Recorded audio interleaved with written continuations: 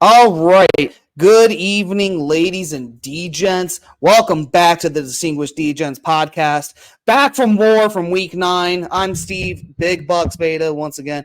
Joining me, as always, my cohort partner in crime, Jason Money Mansmann. Money Mansmann, I'm not going to say you look disheveled. I'm just not used to the 5 o'clock shadow here. What's going on with the appearance here tonight? Like I told you, man, I'm getting my Josh Allen look going on. It was a rough weekend. Drank a lot. We did drink a lot. There is photo evidence still next to the fridge of all the beer we consumed. Kind of needed it to get through that Sunday night disaster. But honestly, needed it to get through this week 9. There was a lot of weird, shitty situations with the referees in certain games. A lot of weird, witchy stuff to begin with, too, in my opinion. We're definitely going to have a lively recap tonight, folks. Yeah. But starting off, I will say Big Bucs is back. As far as my bets went, I just did the math offline. Ended up profiting 5 units on the week, so not as big as I wanted, but had a lot of bad same game parlay plus plays. Didn't play him a lot, but Jaron Hall going out kind of ruined a lot of those legs for me. Antonio Brown, unfortunately, not getting 2 touchdowns. He only got 1. Probably if I'd just been a little smarter about it, would have been a difference. But overall, like week 9 was a weird week to handicap, was a really weird week to watch, in my opinion, besides other games that we kind of knew were coming. But just generally overall, like what's your biggest takeaway? Oh boy. Tough week for the player props, I feel like. I felt pretty good on the sides. Couple games that I lost, but for the most part, considering as much as we fought, I think I got the better of a lot of the games, but I could not get the player props this week, and that hurt me betting wise. Yeah, the player props were definitely brutal. I will say too, a weird thing as well that I noticed. Only 4 of the underdogs this week ended up covering, but only 2 of them actually won outright. So it was a big week for favorites overall, where I think like me and you kind of split down the middle, like I would say a normal sharp bettor would do. Like a big week for the favorites, and I think we talked about this last year even too. This is the time of the year where Vegas starts getting better with the favorites. Yeah, and it's getting harder to find angles to take the dog, and they make it a bit harder. So I'm wondering if that's going to be the mentality going into next week. I've looked at a few games. It's kind of carrying over, and I'm just wondering if there's something I'm missing, or if this is just the time of year where now you want to hit the favorites more because you just know more about these teams. Injuries have played a factor. Yeah, no, 100%. You're 100% right. The lines are getting to the point where it's just, there's more out on these teams, and more out on the teams, and I guess sort of the sharps have less of a chance to really, sort of punish bad lines. It seems like the lines come end of the week are pretty good. So. Yeah, not a lot of closing line movement either. That was another thing I had noticed. And yeah, kind of, I guess the overall theme was like not really much of an edge, and really as a handicapper and a bettor, it's like that's why I titled the week 9 like we're going to war. And it wasn't just for us. It was like you really have to go to war with the Bucs at this point, because you're not going to, unless there's like a major injury to a starting quarterback or starting wide receiver where he's the only star player, you're not really going to get much of an edge moving forward, even with the betting lines. And we'll get into some of these games with the lines where there were lots of public action on it, but nothing was moving. And that should have been a big indicator for some of these games. But I believe we did go over the Thursday night game. Money Mansmann, I'm ready to jump into this craziness whenever you are. Yeah, let's do it, man. Wild week 9. Wild week 9, starting off, unfortunately, another dog of the week goes down for Big Bucs Beta.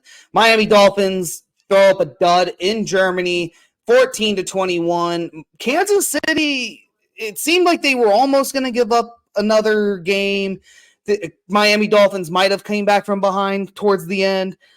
But Miami, the whole game just seemed like they were completely out of it. They couldn't get the ball moving. They couldn't get it to Tyreek. That last fumble by Tyreek, I hate to say it, and this is going to be a theme with other games.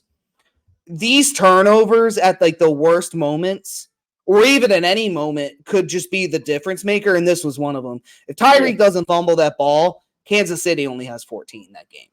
And you kind of wonder what happens, but Kansas City goes up 21-0 at the half. Miami only gets 14. They failed to get the comeback. They get sacked on fourth. Weird game. We fought on this one, and my takeaway was like we were both right, but we were both wrong at the same time. I think I was right about Kansas City and how like they are not the same team. This is a team that is just kind of coasting by, barely getting it done, and just kind of relying on coaching and defense. I think you were right about Miami. They just can't really take it up to the next level. They can't beat the good teams they need to in order to be taken seriously. I think this game shows one of the things, like, it doesn't really feel like there's like a really great offense in football this year. Chiefs, I mean, what scares me about the Chiefs is we know what Patrick Mahomes can do, and their defense is like keeping them in games. Like, I think the Chiefs are very scary because they haven't even played good football yet, and they have 2 losses. Like, if this offense is able to do anything later in the year, this could be the Super Bowl team because their defense is, I mean, they handled Miami. I think a lot of people might have been surprised the way they handled Miami. I'll say this. I was more surprised Miami couldn't establish the run. Because you look at what Denver did the week prior. I thought Raheem Mostert would have a field day against this defense, and it would open up the pass. But they literally could not get the ball running on the ground. And it just forced Tua Tagovailoa to throw some crazy hero ball situations to Tyreek for incomplete passes. And that it really just – how many 3-and-outs did we watch in that game that you were just surprised by? Because every time they tried to run the ball, they got stuffed. So Kansas City's defense, good on them. Like, you were 100% right on them. And I'll tell you what makes it even worse for Miami, this was not a good spot for Kansas City. Going like from Denver across the country to Germany. Miami was in Germany early, like compared to the Chiefs that got there later in the week. And everyone was talking about, like, again, one of the big things on my Sharp podcast was good spot for Miami, and they still were unable to perform. I said the same shit when I handicapped it. That was part of why they were my dog of the week. I just figured this was a bad spot for Kansas City. Go make some money on them as an underdog or as like a small favorite. Like, it originally didn't make sense. And like I said, probably should have just done Kansas City first half because we've seen this Miami team time and time again. Slow first quarter. The team will outscore them 2 touchdowns. And then they'll just try and come back. And this time around, Kansas City's defense didn't let them do that. But we've seen Miami do this against bad teams. So now that I think we know the formula, that'll be something to look forward to in the future. Yeah. Any final takeaways from the Germany game? I thought the Chiefs offense would do better, though. You are right about that. And that goes to show you, like, there were games where I was on the right side, but I didn't have a good handicap, and that was disappointing. Yeah, I'll say they were kind of the opposite. Maybe not the right hand. Maybe I had the right handicap, but maybe the wrong side just kind of occurred. Couple games we'll get into with that, but moving forward, this one was an auto fade play. The only play I had was this team total under, which did cash, by the way. The Rams only scored 3, the Packers 20. I played the Packers under 20.5. My handicap was, how are the Packers going to score more than 20? They still didn't do it, even though there was a last-minute touchdown to get them to 20-3 with time left. But, yeah, kind of an unfortunate handicap because Matt Stafford didn't end up playing. I guess we tried to play Rippers for Rippin', but what a, dud of a performance by a Rams backup. I don't know, man. The Rams, it was weird. Like, they didn't want to throw the ball, and then they couldn't throw the ball, and the Packers aren't even that good.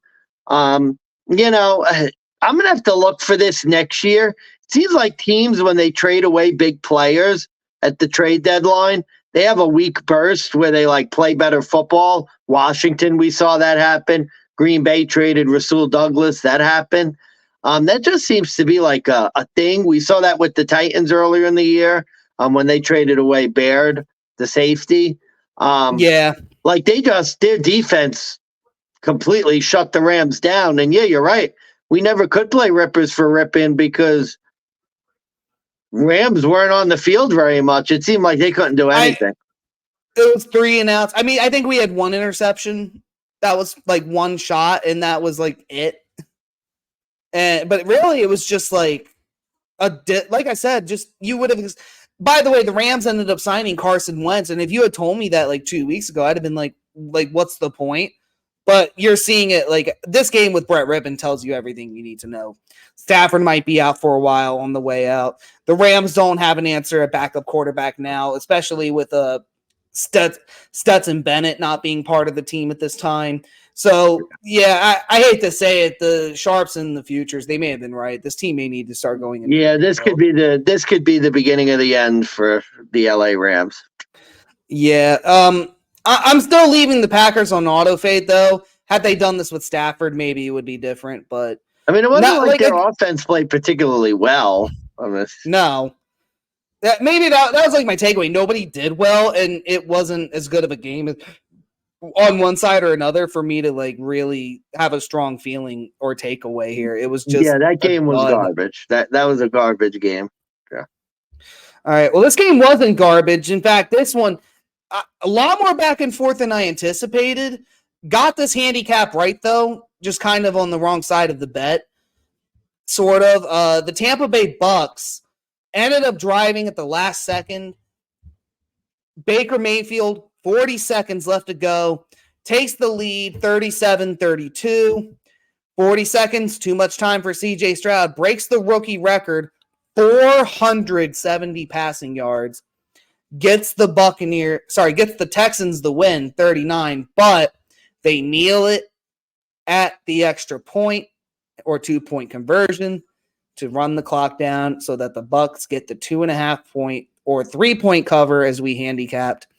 So I remember when we talked about this one, I kind of just said like, originally I was on the side of the Bucs, and then the more we talked about it, I said, you might have convinced me to take, like, if I were to bet this, to take the Texans money line, but I just thought the 3 was too high. And the next thing you know, that Kai Fairbairn? Fairbairn? Yeah. Gets injured, and they don't have a kicker for extra points. And that was a game where, like, if you had bet the Texans at -2.5, you're scared now. You need those 2-point conversions to hit left and right if you want to be comfortable. Sort of a bad beat for bettors who did take it, but again, maybe bad handicap, but I was on the right side of it. It just hurts when, like, you get good CLV, you get the number at 2.5, and then it goes to 3, and you just lose. I mean, really, the unfortunate thing was Houston's defense couldn't get the stop, which I think there was a 4th down that Baker converted. Like, it was just, there were so many opportunities to win that bet, and that was one of the more painful losses of the week. But I feel like I was on the right side. I knew Tampa didn't have a pass defense, and your quarterback throws for 470 and you don't get a cover. That really hurt. Especially in a week with all favorites, that one hurt. Well, do you get a cover? Do you fail to get a cover because your kicker was out, or do you fail because of the defense? No, the defense. Let's be honest. Houston's defense. Tampa Bay. Now I know, Houston doesn't have a good defense, but Tampa Bay's offense has been doodlebot. And for them to put up 37, like, that was crazy. I had 2 general takeaways as far as the game goes, not the handicapping. Baker Mayfield's probably going to get blamed at the end of the year for the number of losses, but this was a type of game you actually watch, and I don't feel it was Baker's fault. This was This is honestly like if Todd Bowles isn't on the hot seat, he needs to be. Bro, this was a touchdown with like 10 seconds left. Like Baker had scored, and then they let Houston get a touchdown. A guy who was supposed to be a big defensive-minded head coach took over for Bruce Arians. With Tom Brady, that was his guy, maybe. I don't know. And we saw this last year with Brady, and we said, like, this guy's probably not a good head coach. And he's probably not going to be much successful, barely getting to the playoffs. And then you look at it here, and there were some sharp bettors during the future saying, like, look for the Bucs. There's pretty good value there. But this is the kind of game that you were reminded, like, wait a minute, this guy sucked last year. The Bucs were not a good team last year. They were like middle of the road, maybe 500, barely squeaked into the playoffs. They weren't even a 500 team. And now all of a sudden with Baker Mayfield, it was like, oh yeah, this is the same shit. Oh, and Money Mansmann. No, we're back. Oh, that was weird, but he's back. Yeah, no, I'm back. Yeah, Mount St. Mary's alum, Todd Bowles, not what you want to see. Unfortunate for our alumni association, but go Mount. All right, moving forward, Washington Commanders 20, New England Patriots 17 at home. Mac Jones 0-7 at home against the NFC from now on. This was one I handicapped it right. I did end up getting a good bet from this game, but it was a bit unfortunate. I had it parlayed with some other stuff, and we'll just say Jaron Hall going down did not help because I did expect him to have a good game. He was on pace to get it, so bit unfortunate on that end. But the commies get it done. Moneyline pick hits, plus 2.5 hits. Over doesn't hit, but again, my takeaway, this was another one I thought you were almost on the right side of, where you look at this game, you look at the spot, this is where you fade the commies, this is where you fade Sam Howell. But the more I looked at it, I said, no, fade the Patriots, and sort of got lucky to be on the right side here, in my opinion. This Patriots offense is beyond bad. I mean, it's... you could say that Washington had a good performance. They just traded away their guys. It was a statement sort of week. But, no offense, you're losing to Washington at home. And Mac Jones, his career is over. They couldn't really do anything. They basically got one big run from Ramondre Stevenson, and that was their offense. So not going to win like that against one of the worst defenses in football. Patriots are terrible. How did the Bills lose to this fucking team? I mean, that's the real question. This team, Patriots are garbage. They suck. Yeah. Again, what I will say is I think Riverboat Ron is like fighting for his coaching career. So this was sort of a statement win on that part. But the more I think about it, I could give the defense credit for Washington, but I just think they played a bad offense. Give it to Eric Bieniemy, keeping Sam Howell under control with game management, and just at the end of the day, going into Foxborough, getting a win. Not the easiest thing to do. I mean, not a very Commanders-like thing to do, to sort of keep their season alive. Yeah. Yeah, and don't get me wrong, Sam Howell not messing up was probably the key to really winning this game. I mean, I'm trying to pull the stats up right now, but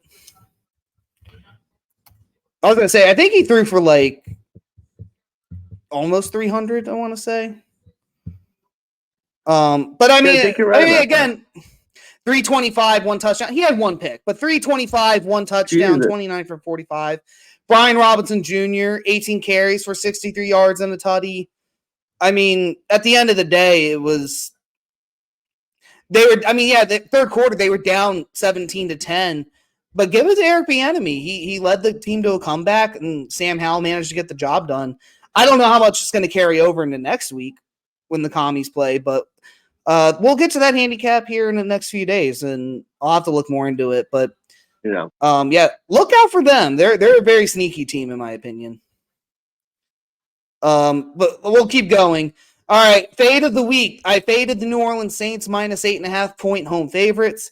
The Bears do get the cover. They don't come close to winning, though. how did I just lose the game? Here we go. Bears 17, Saints 24. Derek Carr does get a win as a favorite. He does not cover once again. So, well, I told you alternate spread, buddy. I told you. Yeah. Well, I didn't bet the Saints, so it's okay. Yeah. No, either way. Yeah. This was a game where, like, you say alternate spread, I say you're on the wrong side.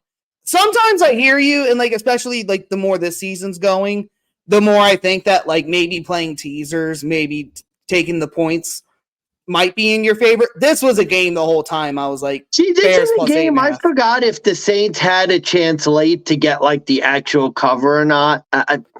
We were drinking a lot. Like, I forgot if it was one of those things where it was like 24-17 and they blew a chance to get the cover. I don't remember. Yeah, no, I think what happened was, and I'm pulling it up now, but what I want to say happened was, what had happened was it was 17-17 going into the fourth. Juwan Johnson got a touchdown from Taysom Hill. Yeah. And there was time left on the clock, and the Saints, I think it was they could have kicked a field goal, but they drove the clock down, kneeled it, ended the game. Okay. Yeah, no, I mean, disappointing. My big takeaway, like, what happened to the Saints defense? Like, the first few weeks of the year, they looked really good, and they have just completely regressed, and I don't know what happened. Like, the early part of that game was disgusting. Like, the Saints defense couldn't fucking get off the field.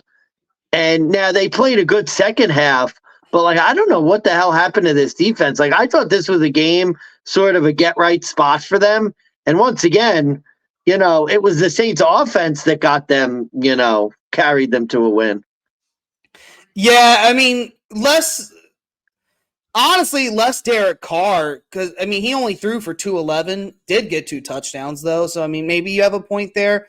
But I will say, the New Orleans offense, they did more of their gadget plays that they're known for using Taysom Hill with. Yeah. They did other plays that actually, more running, I noticed this time around as well. I know they didn't really utilize Alvin Kamara as much. I think he only, let's see what he got. Yeah, he only got 9 touches for 26 yards in this game, which I thought was strange. But Derek Carr did a Derek Carr performance, but it was enough to get them the win. And Tyson Bagent, too. Again, this was another game. I think Bagent having all those turnovers made the difference. Like, sometimes you get a game that's back and forth. You get turnovers, and it's like a timing thing. He got 3 picks. You're not going to win a lot of games that way. Yeah. Saints, I think I think 2 of those picks were like within the 30 or 40. Yeah. So it just kind of helped them out. Yeah. I think the Tyson Bagent show is coming to a close very soon. Yeah, Justin Fields is slated to return Thursday night, which we will get to later in this episode. I heard limited practice today, though. Yes, limited practice, but he is slated to return. Interesting. We'll see. It is a Thursday slot. You never know. Here's a game you never thought would happen. Atlanta, they hosted the Minnesota Vikings. Jaron Hall out early in the game due to a concussion, trying to run it in for a touchdown. In comes newly traded Joshua Dobbs. That shit was crazy. I just want to say, I don't care. I'm not a Vikings fan by any stretch of means. Like, I had Kirk Cousins on my fantasy team. That's like as much as I cared. Give credit to Kevin O'Connell. Yeah. To he coach deserves Josh a lot of Dobbs. credit, too. And I'm giving Dobbs credit because he worked with the O-line literally to get that cadence under. But it took a veteran to get that O-line in order. A rookie quarterback who is in the same situation, you're looking at like what happened with Arizona. Yeah. For Josh Dobbs to literally come in, just get his cadence set, get the team and just say, okay, we're just going to go, but here's what you need to know. Let me handle the rest. And for Kevin O'Connell, too, to literally translate the plays for him and to get them moving the way they did. What a fucking impressive game. This was not like the Colts and Raiders game with the fraud in the background here. where you were just like, how the fuck did Jeff Saturday pull this off? You watched this game and you were like, wow, this is what experience does. Yeah. A couple big plays by the Vikings defense too to force turnovers. But, bro, yeah, I mean, everybody's heard the stories now. Imagine literally the play clock running down and the coach is fucking like explaining what the fucking like play is. Like every play. I mean, that's insane. Yeah. The fact that they were able to win is nuts. And I could tell you already, and this, I really don't want to do it because they're playing fucking New Orleans again, who I can't seem to get away from. I am fading the ever-loving shit out of the Vikings next week. You know me, team with like an emotional big win. I am like fade on the Vikings. But good on them this week. We were rooting for him. Great. Josh Dobbs. That was him and Kevin O'Connell. Really amazing performance. That was crazy. Well, so let's talk about that. Let's go to the flip side. Arthur Smith. Oh, yeah. What's your excuse? What is your excuse if you're Arthur Smith? I mean, he literally came to the press conference today. I don't know if you saw. He shaved the mustache.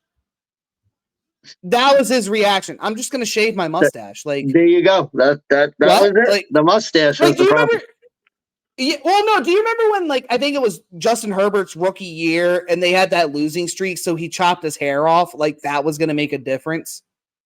He's like, oh yeah, when I start winning again, I'll grow my hair back out like I want it. But for now, like, what are you, a fucking teenage girl going through a breakup again? Like, do you want to dye it blue next and, switch your pronouns around? Like, I don't fucking know what the hell that fucking type of answer is. It's just fucking absurd to me that, like, Arthur Smith has no real good reason as to why they blew that game. The real answer is what the fuck happened to like Atlanta's defense?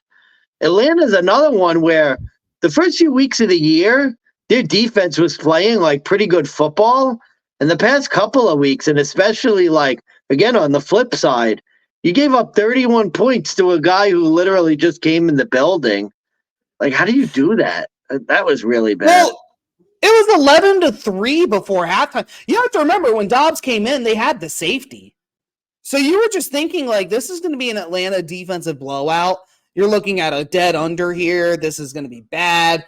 Josh Dobbs is just going to do what he can, but he won't get the – and all of a sudden, it was just like the Vikings started coming back. They kept it close. And then Taylor Heineke, again, Heineke had a way better performance than fucking Desmond Ridder ever would have done. 268 yards, 1 touchdown, 1 pick, but definitely was moving the ball a lot better. Than we were used to. This look, defense the late fumble really helped, but 31 points. Atlanta scored 28. Like, normally in an Atlanta Falcons game, you expect 28 points to get the job done. That's for sure. With 2 minutes to go, no less. Yeah. But what a hell of a performance by Dobbs. We'll see. I think he is going to get the nod again. If not, it is Jaron Hall. So I could see why you want to pay the shit out of him. Bro, he led them to a victory. He didn't know the plays. He's at least going to learn the plays a little bit this week. Well, so, definitely get the nod. I hope he does because, again, we like Josh Dobbs, but I can see why you're fading the shit out of him next week. He's not a winner, except for that last week. Last week, he's somehow a winner, but then again, he wasn't a starter. That may be a thing. Well, tough game coming. Tough game coming next game.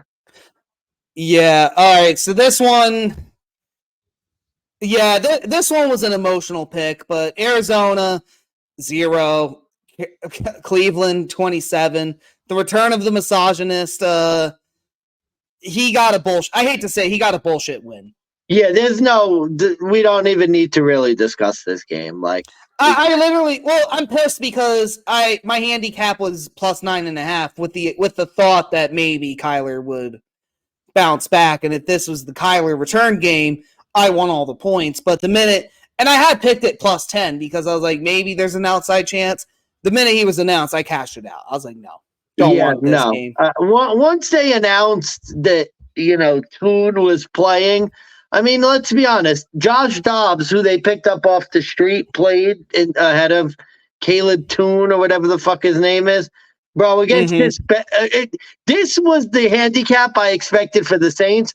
Cleveland's defense had their bounce back game, and that was it. Nothing else to say. Yeah, nothing else to say. Cleveland goes to Baltimore next week, though. Big road division matchup. Yeah, finally we're gonna see what Cleveland really is. So, frauds. The answer is frauds. Look at the cap above you. The answer is frauds. That's my opinion. We'll get to that handicap later. But all right, my best bet cashed so fucking easily. I couldn't believe it myself. The Baltimore Ravens 37, the Seattle Seahawks 3. Ravens get the home cover against the NFC. Lamar finally covers as a favorite of 3 or more. I don't know what the takeaway really is. I guess Geno Smith, underwhelming performance on the road. Tough spot for them coming off that Cleveland game, that fortunate win, going then on the road, 1:00 game in Baltimore against. I mean, Lamar just kills the NFC. I don't know what it is. Like, he should move to the NFC because he kills that conference. Lamar didn't even have that good of a game. I mean, 21 for 26, but only 187 yards. That was literally it. No, that was a no-show performance from the Seahawks. No-show. Literally no-show. Odell Beckham Jr. got his first touchdown with them. Just kind of a really hard game to take. Because, again, this was a game I expected from the Ravens, but not the game I expected from the Seahawks. The question is, can the Ravens do this against their own conference, or is it just Lamar is good against the NFC? We're going to find out. Big game next week. What I've been noticing is the Ravens have been able to establish the run against a lot of bad rush defenses. We've said this before with Seattle. I mean, you look at the game with Detroit, you look at the game with Cleveland, you look at other spots for the Seattle team where the other team's been able to establish the run. Seattle just seems to be cratering in on themselves. And this Baltimore team, you look at their rushing plays. Keaton Mitchell. Who the fuck is this guy? Keaton Mitchell. 9 carries, 138 yards for a tutty. Gus Edwards only had 5, but still got 2 touchdowns for 50 yards. Justice Hill, 13 carries, 40 yards. Lamar Jackson rushed it 10 times himself for 60. I mean, that's kind of been the Ravens' game plan from jump. So the question is, will Cleveland stop the Baltimore run? Yeah, I mean, it's funny because remember we were going to see the new Ravens offense, and it's basically just reverted into running the ball again. So, literally, here's the new Ravens offense. Lamar, stop throwing it. And you're like, wait a minute, that sounds familiar, and you would be right. Yeah. I will say, Greg Roman's offense, I know last year was a dud, but you look at how Lamar's been in the past, and this offense was supposedly revolutionary, and it's just really seems like a dumbed down version of what Greg Roman was running.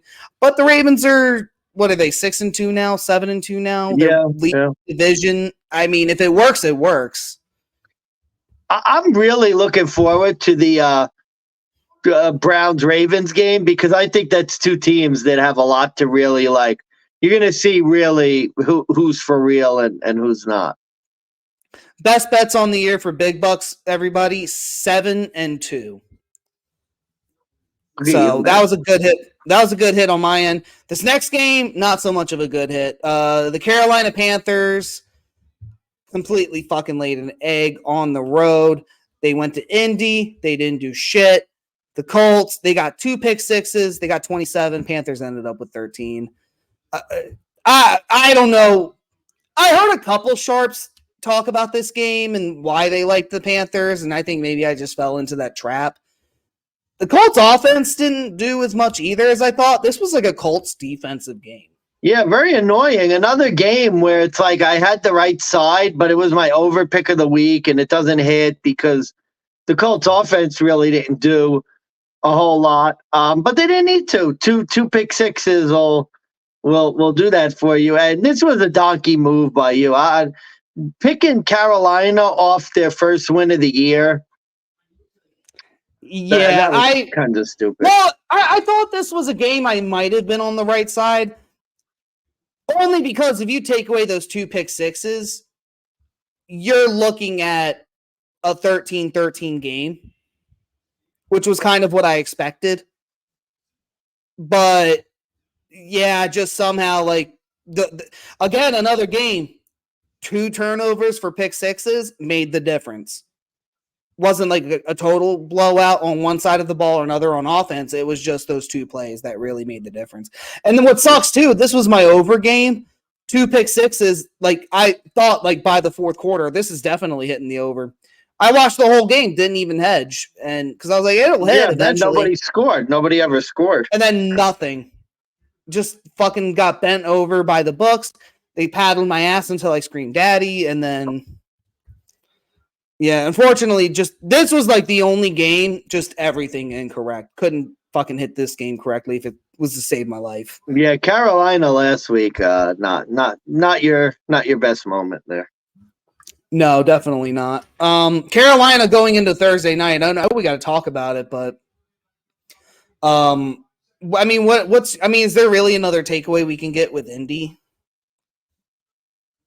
I'm surprised how well their defense played, but it is Carolina, so no, not really. I mean, they won, and their season's, it's what Indianapolis is going to do with Gardner Minshew. They're going to be a 500 team, and they're going to beat up loser teams and lose to good teams. So, yeah, I'm surprised they didn't utilize Jonathan Taylor as much as they should have.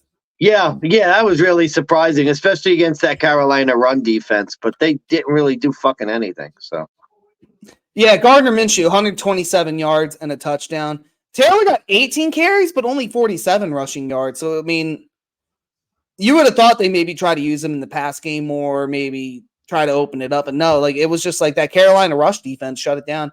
Bryce Young literally gave the game away when you really think about it. Yeah, boy, when you look at him compared to Stroud, what a fucking stupid not looking. Oh, it's brutal because I was a Bryce Young fan first over Stroud, and I'm just eating that one bad. Only thing worse than a fucking Ohio State quarterback, an Alabama quarterback.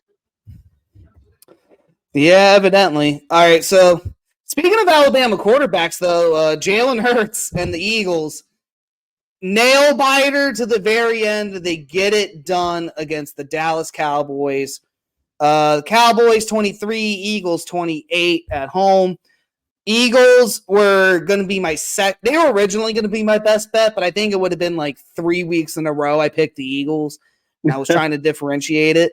But no, literally this one came down to the wire on just sort of unexpectedly too. It just like, I remembered watching the fourth quarter and it was like, oh, like Eagles are about to win. Like this game's over.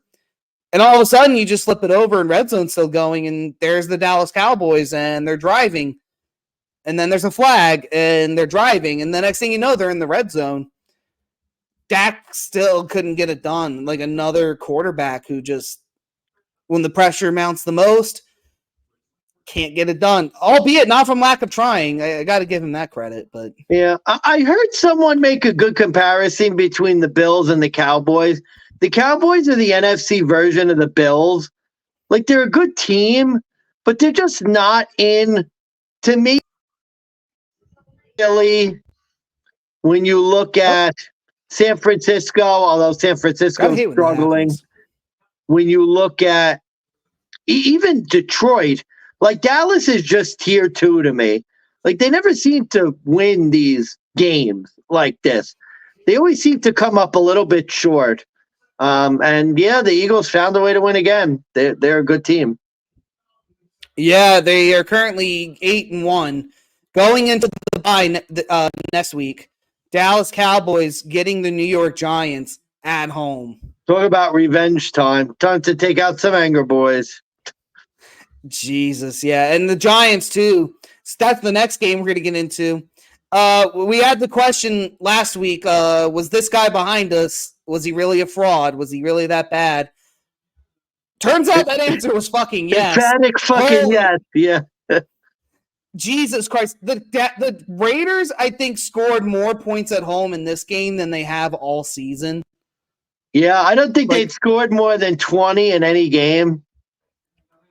Like I'm pulling this up now. Raiders 17, 21, 18. Yeah, that's it. So, yeah, they literally have not scored over 21. Yeah. I guess the Giants are going with Tommy DeVito moving forward. Like, is this confirmed?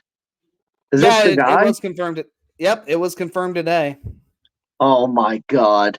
Okay, Tommy best DeVito. bet, Dallas Cowboys minus 70. Are we betting the ladder? Or do we call the mortgage in? Bro, Dallas may be the Buffalo trip.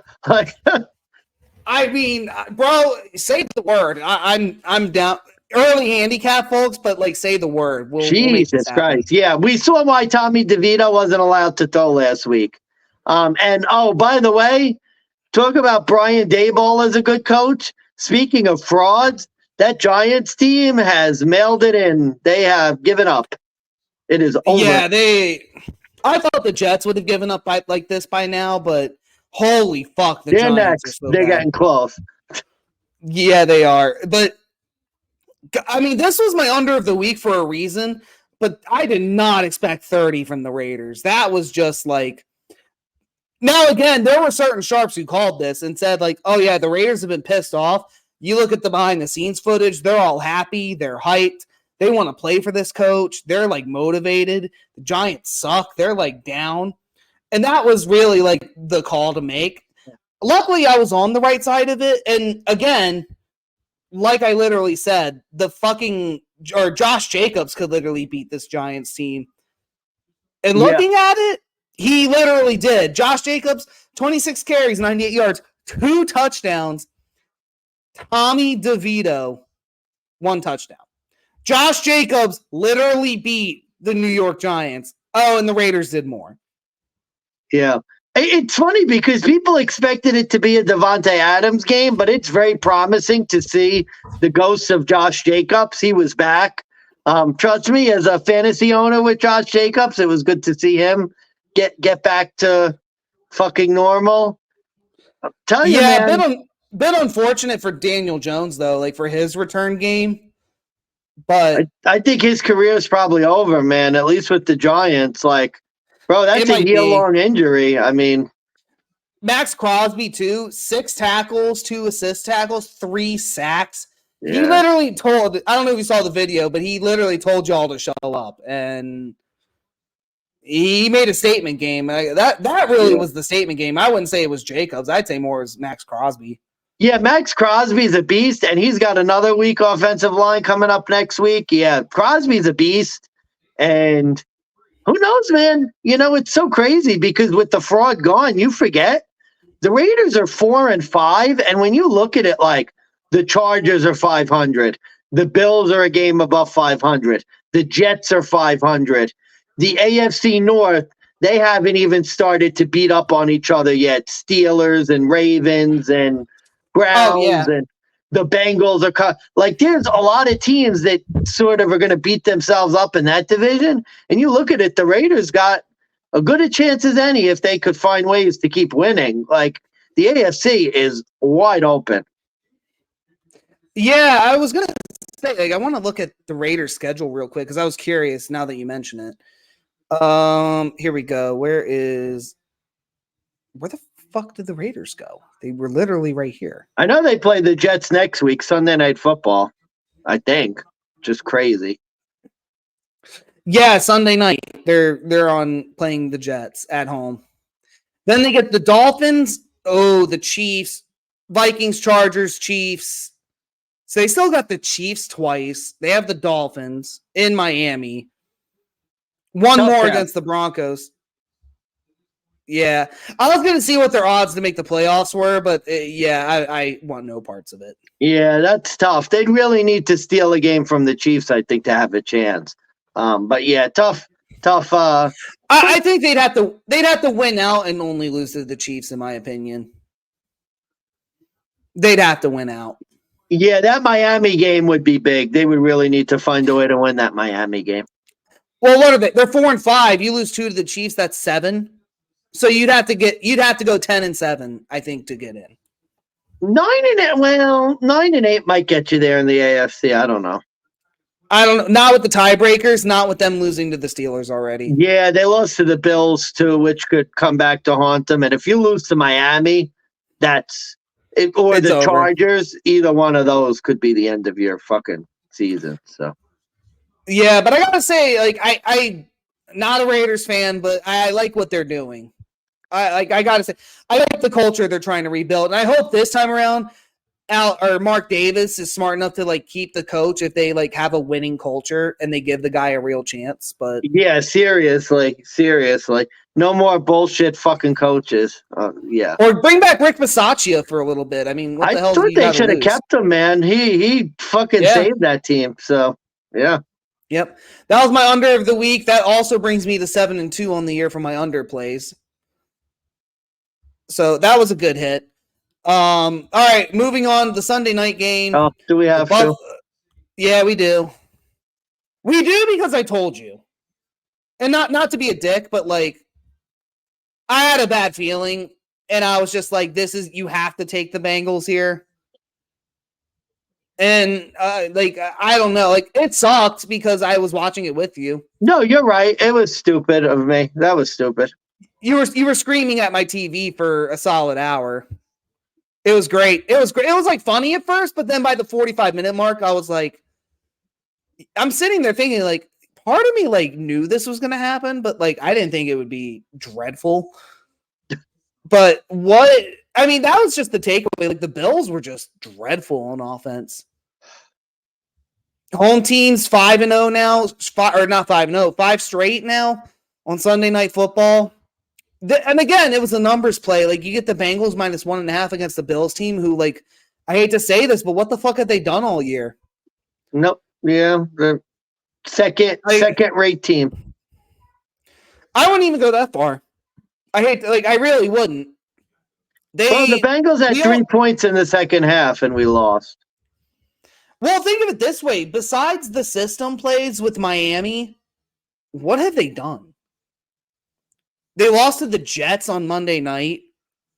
You barely beat the Giants because of a missed pass interference. The last Sunday night game you played, you lose to the Patriots in Foxborough.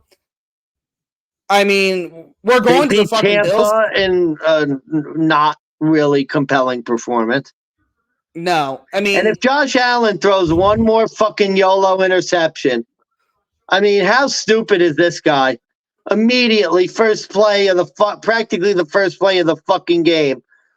Of course, our defense, we come out so great.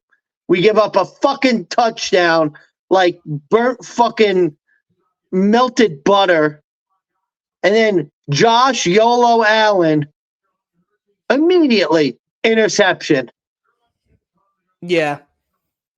Again, another game, that interception could have made the difference. Honestly, I should have saved you the suffering when that happened. I should have just gone to bed and left you in peace.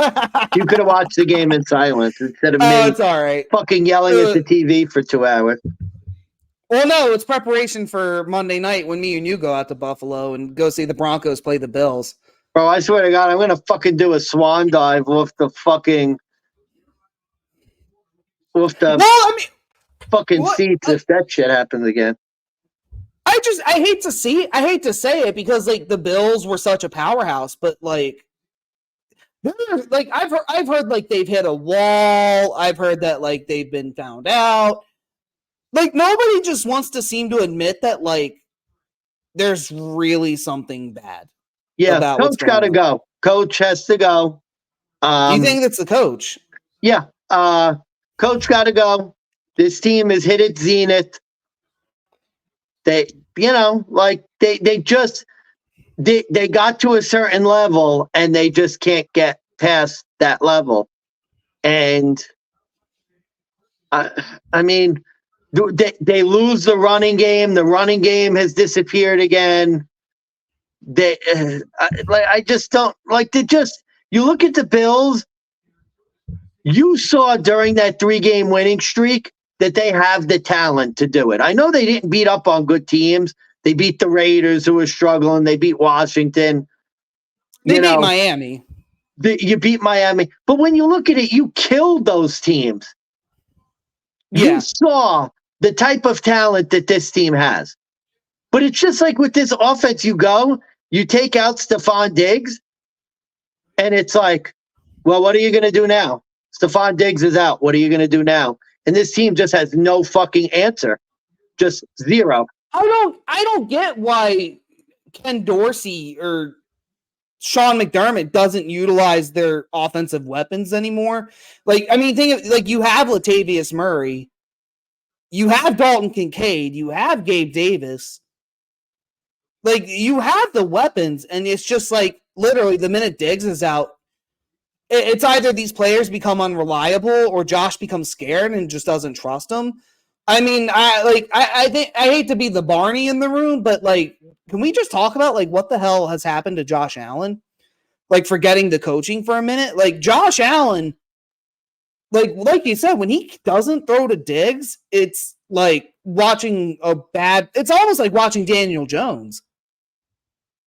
But Daniel Jones has never had a weapon. It's like, I don't even know like who to really compare it to. It's just like, I guess you're seeing it too with Mahomes and Kelsey. They're so afraid of him making a mistake that they've reeled him in too much. And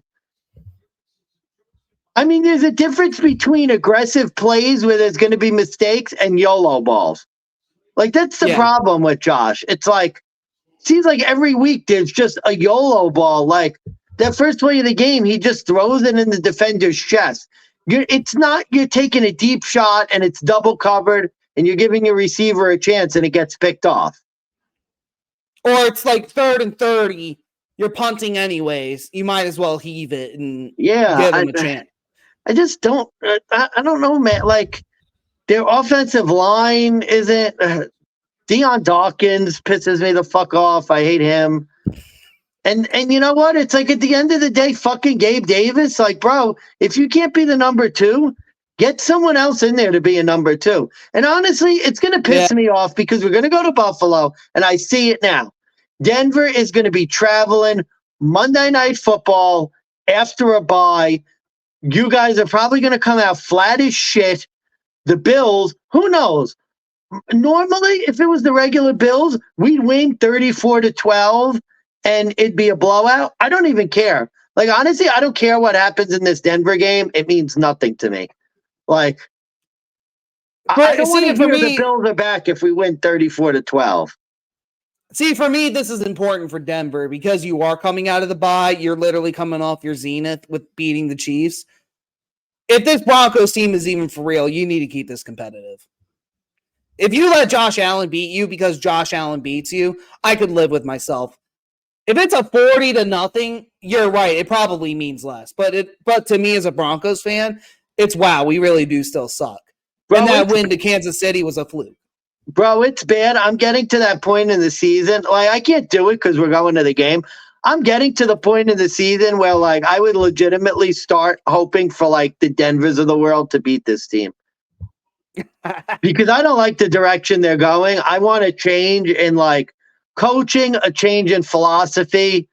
Things are getting stagnant. The defense is – I know they have some injuries. Should I bring an extra Broncos jersey for you?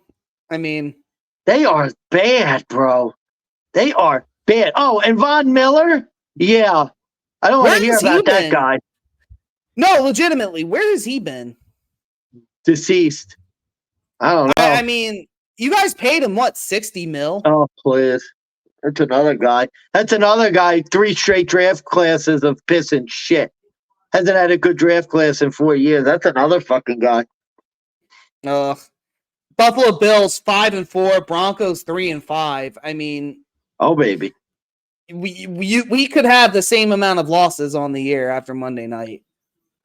Honestly, Steve, if the Bills really do lay an egg, fucking Monday night, there's not enough like alcohol on the planet for me. I mean, that will just be devastatingly bad. Yeah, but luckily there's Uber and a hospital. And tables you could go through. So, we'll see what happens. I'm excited for the Buffalo trip. We're definitely going to have to get into that when we actually do the Week 10 handicap, because that will be the last game, so we could just go all in on that. But we'll end the recap with this. The LA Chargers go into the MetLife Stadium there was more highlights of Aaron Rodgers walking around off his ACL or Achilles than there were of Zach Wilson doing anything relevant.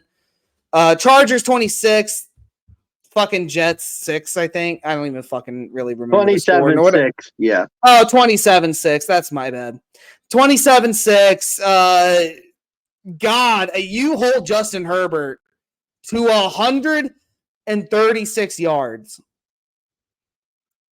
And you let Austin Eckler still get 2 touchdowns because Zach Wilson fumbled the ball 3 times in this game. Yeah. And again, what were the sharp bettors thinking of advertising New York Jets plus 3.5 here? Yeah, that was. What were they? Every sharp podcast I listened to all picked the Jets plus 3.5. I think me and you were literally like one of the only ones where like, what the fuck is this line? It makes no sense. The Chargers did they are only watch catching like the Giants game? Did they see what they did against the Giants and thought, wow, that's a performance I could get behind? I mean, if you wanted to fade Justin Herbert, that's fine, but this wasn't the spot to do it. That's what I didn't understand. Like, and that's kind of like true. Like when you think about it, like Justin Herbert did absolutely nothing in this fucking game, and his passing scheme was stopped. He didn't do shit. There were so many 3-and-outs. Almost threw a couple picks too. But I mean, when you think about it, like, what was Zach Wilson going to do? Yeah. What was Breece Hall going to do? I would be very concerned for the Jets because I will say Brandon Staley and crew actually had a great game coaching because they learned very early on Zach Wilson cannot beat us. The Jets defense cannot beat us. So literally what we're going to do, we are going to be content to just fucking punt the football away and let the Jets offense beat us. And they couldn't do shit. Like Zach Wilson is a dumb. Like listen to Troy Aikman during that broadcast, how pissed he was getting. Like that shit was hilarious. I was watching the Manning cast, and I never saw Eli get so pissed off because they were like, he was getting pissed off at the receivers. They were like, you gotta fucking help the guy. Catch the ball. Like, oh, that was enough. Yeah, they couldn't catch. Zach Wilson was airmailing throws, and then the receivers couldn't fucking catch. And Zach Wilson didn't even have that, like, on passing, like, besides the 3 fumbles, he didn't do that bad. 33 for 49, 263. Garrett Wilson got 80 yards, but just, like, bro, he had some bad throws, bro. He had terrible throws. There were terrible throws. The fumbles are what, again, another game. The turnovers is what cost them. Yeah. Because I think all 3 of those turnovers were near the red zone, and Austin Eckler was able to run in for 2. I told you, man, the Jets are now the most overrated 4-4 team in NFL history. And, bro, no offense, like, you listen to some of the shit they say, like, after the games, and it's like, it's not looking good already, bro. Like, it's already starting to get ugly where Breece Hall, we all need to grow up and do our jobs, and, you know, this shit is embarrassing, and, you know, people got to step the fuck up. Like, it's already getting to the point like last year when everyone turned on Zach Wilson. It's getting to that point already. It's coming. I mean, is Zach Wilson going to get benched? I don't know, man. I mean, bro, you feel like the Jets need something different just because, like you said, it's not all Zach Wilson, but, bro, this offense is just, like, even next week against the Raiders, like, I'm going to find it very hard to back this Jets team when Max Crosby could have 4 sacks next week. Like, bro, they don't throw the ball more than 2 yards downfield. Like, their offense is terrible. And now the Chargers gave you the game plan for how you're going to beat the Jets.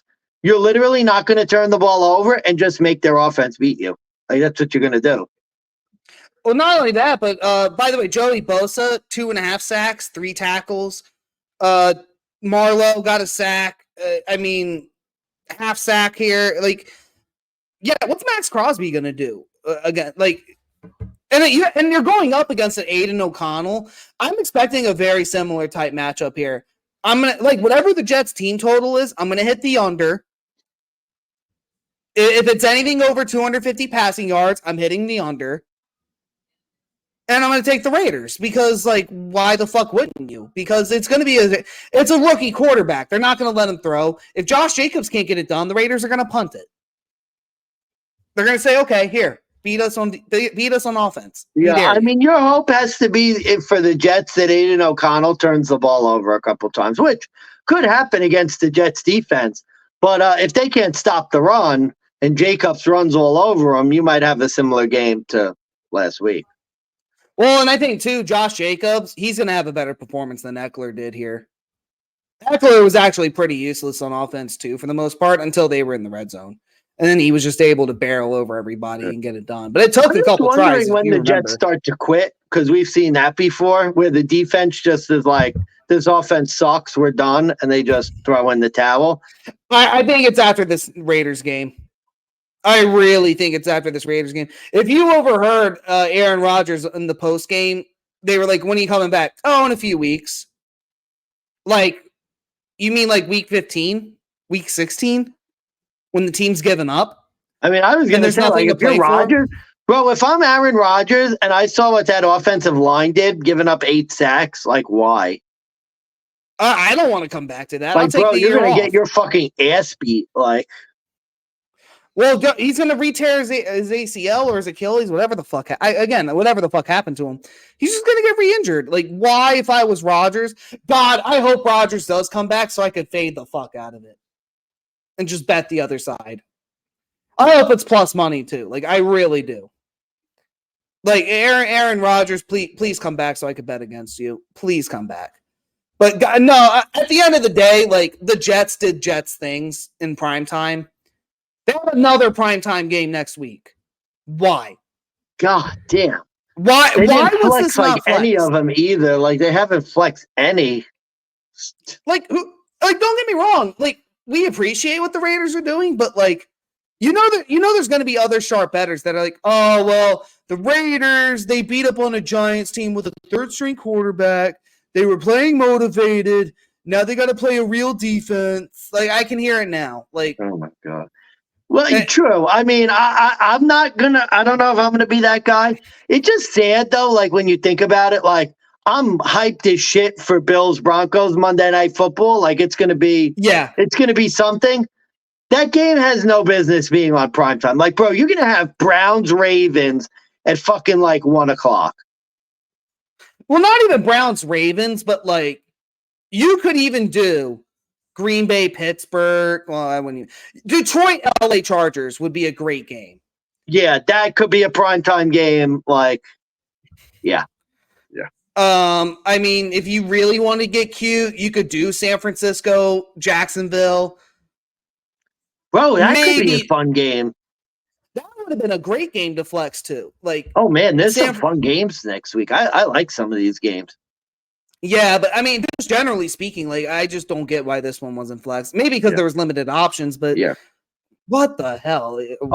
Speaking of fucking primetime games, baby, Thursday Night Football, come get some. Oh yeah, let's get into this hot mess of a fucking Thursday night game. Last week I said to Amazon Prime, y'all should probably do better on scheduling these games. How do they reply?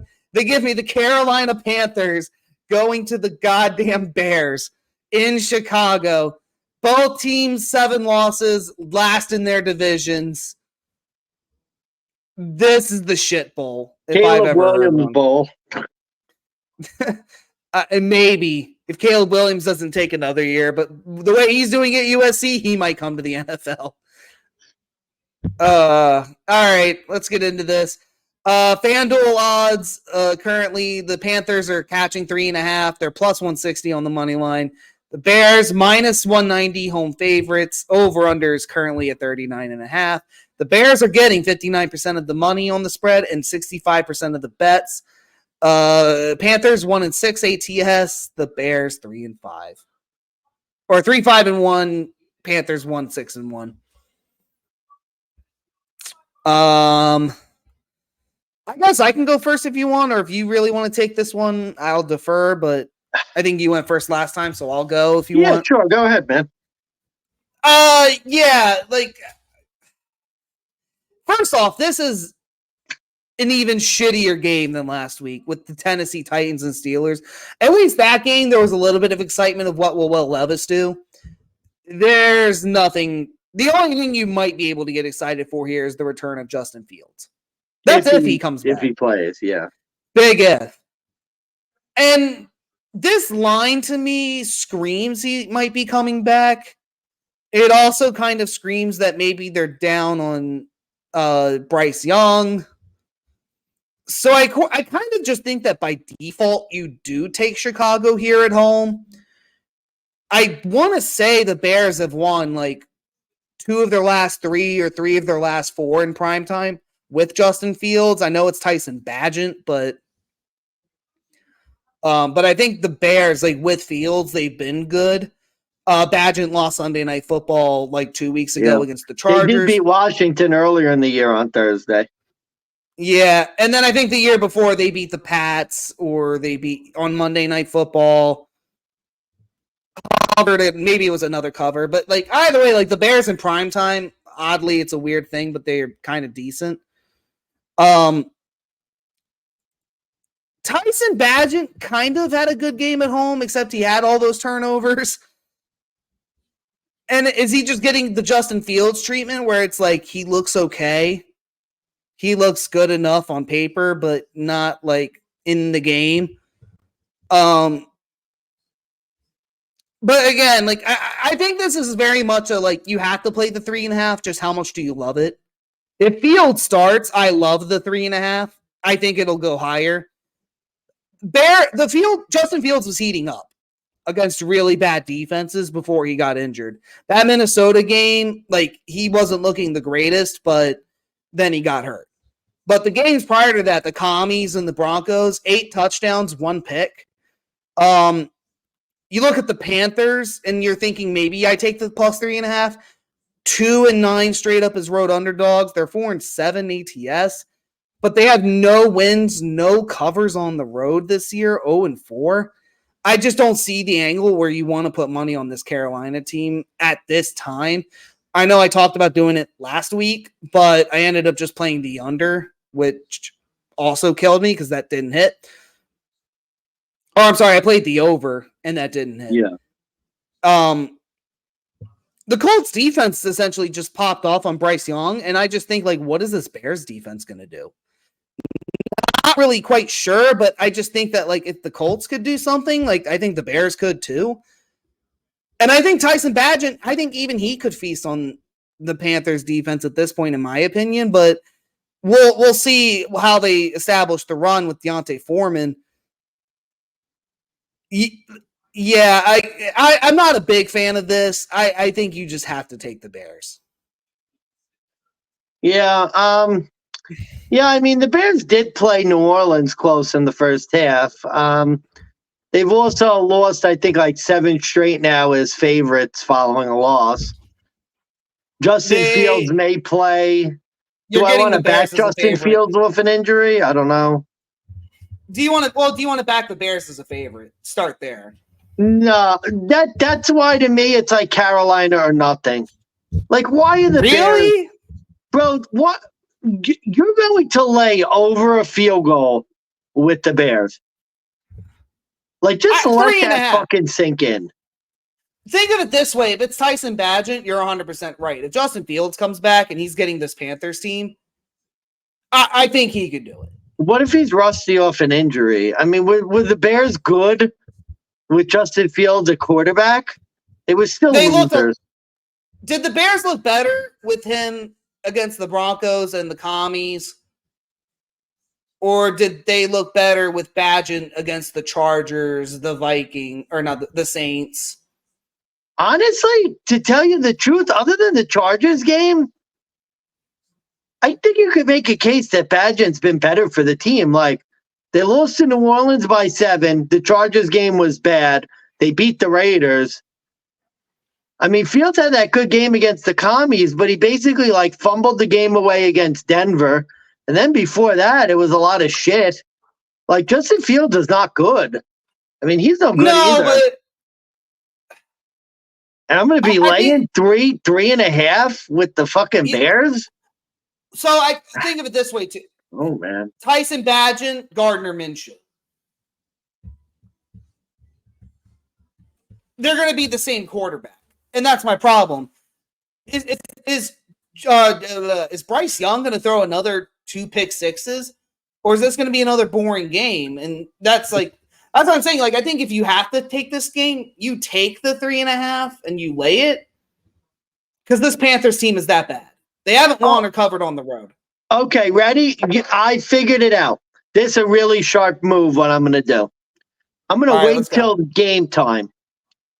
If Tyson Bagent is the starter and the Bears drop to below a field goal, I'm going to bet the Bears. If Justin Fields is announced the starter, I'm betting Carolina. Because I actually like the Bears with Bagent better. I feel like he'll have a less variance game and be just average, and the Bears will win by like 4 points. I'll tell you what. Do you want to go heads up? Oh, I don't know if I'm that confident. I mean, I'm not either, but like I think you're wrong about the Bagent Fields. Like I think it's a situational kind of thing. I don't think Bagent will do as well against the Panthers as Justin Fields will do. Damn, that's we have no way to really test that. Well, you forget Fields can also run the ball. Bagent really hasn't been able to do that. Okay, let's look. Hold on 1 second. Let me look. I'm going to look at Tyson Bagent's QBR for now. I know there's different ways to do it, but let me see if I can find Tyson Bagent's QBR. Okay. 1 second. Holy fuck, I didn't think Justin Fields was that low. Is it really? Oh, that Minnesota game fucked it up. That's why. Now, this is the ESPN proprietary metric that measures game performance. So not like their actual QB rating, the QBR, 50 being like an average replacement level quarterback. Bro, this is surprising. Tyson Bagent, get a load of this shit. Minnesota, when he first came in, 18.8. That was terrible. Against the Raiders, 72.8 for Bagent. Against the Chargers, terrible, 25.6, below average. Against the Saints, 66.9. Tyson Bagent. Yeah. So the 2 games I mentioned for Fields where he had the good performances, 68.8 against the Broncos, 77.6 against the Commanders. Okay. When he got injured, he had an 11.3. Now the real kicker is, let's see. Okay, here we go. Let's see what the stats are for. Okay. Oh, bro, are you sure, bro? You sure about this, man? At Tampa Bay, 15.9. At Kansas City, 20.1. His rating in the Minnesota game before he was injured, 11.3. Yeah, but you can't count the 11.3. You want to count the other 2, fine. I mean, I'm just saying, bro, that looks very similar to Tyson Bagent. You didn't hear my argument was like right before the injury, Fields was putting up decent numbers. Better than Bagent was putting up lately. That's why I like Fields more, because I think he was starting to get his groove back. Yep. Now, coming off the injury, if you just want to leave it at that, I hear you. But personally, I would love it more with Fields than I would Bagent right now. Bagent just threw 3 picks to the Saints. I mean, this game could be fucking ugly. Well, I think that's a given. Well, yeah, but I mean, I think it could be like, I don't think this is back and forth good. I think this is back and forth bad. Or this is going to be the Bears with Justin Fields doing what they did against the Commies, and it's like 40-20. And speaking of scores, I'll go to the over-under real quick. This is an over 39.5 for me. I fucking had my numbers up. Here we go. I can't endorse that with these two quarterbacks. So number one, the line has gone down. I think it started at 41. It's now at 39.5. Panthers have given up more than 24. They've given up 24 or more points to their opponents in 7 of their last 10 road games. 4 straight now, and 3 straight road games for Carolina have hit the over. The Bears this year, they're 3-1 at home on the over. So this number just seems to be really low. And honestly, even with Badgett, I could see the Bears getting at least 24, if not more. And this could be like an ugly, what is it, 39.5? This could be 24-16 all over again. This could be 28-13, hits the over. Good luck. Could be 30-10. Could be 30-10. All right. Well, agree to disagree, buddy. I just don't get, I remember what Justin Fields did the last Thursday night game. I don't know how, and I would say the Commies defense, as bad as they are, I'd put it on par with what the Panthers just did. I just think the spot was better that game. I think it was a lot better of a spot for the Bears. I don't, getting Fields off the injury coming back, I don't know what to expect. I'm not high on Fields. So okay, so real quick, instead of fading Chicago, what's your positive for Carolina, where this is a spot for them to win?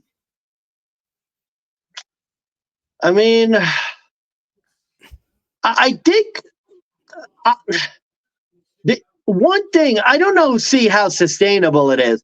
I do like the way Carolina's defense played last game. That was surprising because the Colts offense was hot and they did show up and provide some resistance. So I think they could keep it close. Look, for the most part, it's just a pure numbers play. You're telling me that the second worst team in the league is a 3.5 point favorite against anyone. You're right. There isn't much to like about Carolina. Do I think Chicago's defense is good? No. But at the same time, Bryce Young just threw 2 pick sixes to a defense that I think is, close to being as bad. So, and that's why, for me, it's Bears or nothing, because I'm not saying now the number was 10.5, 11.5. I'd be okay, let's pump the brakes a little bit. 3.5, I don't know if that number matters as much. Yeah. And that's why I'm not going heads up with you because, no offense, this is not a game that I'm yay, No, the more I think about it, I definitely lean stronger on the Bears, but I don't even know if I'm going to play this one this week. It wouldn't be in my survivor play. Wouldn't be in a contest play by any stretch. No, it will not. It will not be. No. Last stat I'll give out because DraftKings kind of hosted this. The Bears have lost 7 straight at home against NFC teams. But doesn't this just seem like the game that they flipped that? Maybe. If they can't do it here, who's God? It feels like an ugly game, man. It really does feel like an ugly ass game.